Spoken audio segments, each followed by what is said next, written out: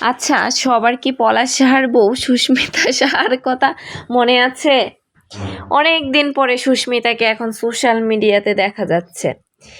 আচ্ছা, সবাই সুস্মিতাকে অনেক কিছু বলছে যে পলাশ সাহার চলে যাওয়ার কিছুদিন পরেই এত হাসি খুশি।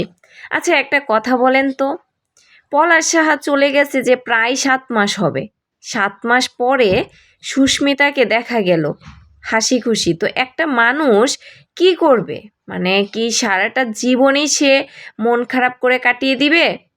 নাকি একটা মানুষের জীবনে যদি এমন কিছু মানে অনাকাঙ্ক্ষিত ঘটনা ঘটে যায়, তাইলে তো অ্যাটলিস্ট সে এখান থেকে বের হওয়ার ট্রাই করবে, তাই না?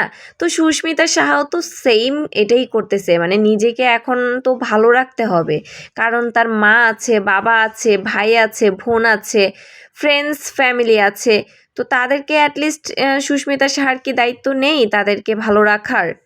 আর সুস্মিতা খুবই একটা আদরের মেয়ে তার মা বাবার। তার বাবা মা খুবই মধ্যবিত্ত পরিবারের ঘরের। তো তার মা বাবাকে তো তার ভালো রাখতে হবে, তাই না?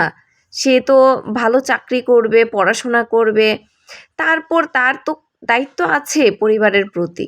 তো আপনারা কেন চাচ্ছেন না যে সুস্মিতা সাহা ঘুরে দাঁড়াক?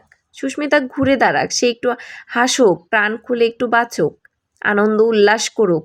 কারণ তার যে বয়স, এই বয়সে তো আনন্দ করার সময়, তাই নয় কি? একটা মানুষ কতদিন মন খারাপ করে থাকবে? তার অবশ্যই ভালো থাকা দরকার।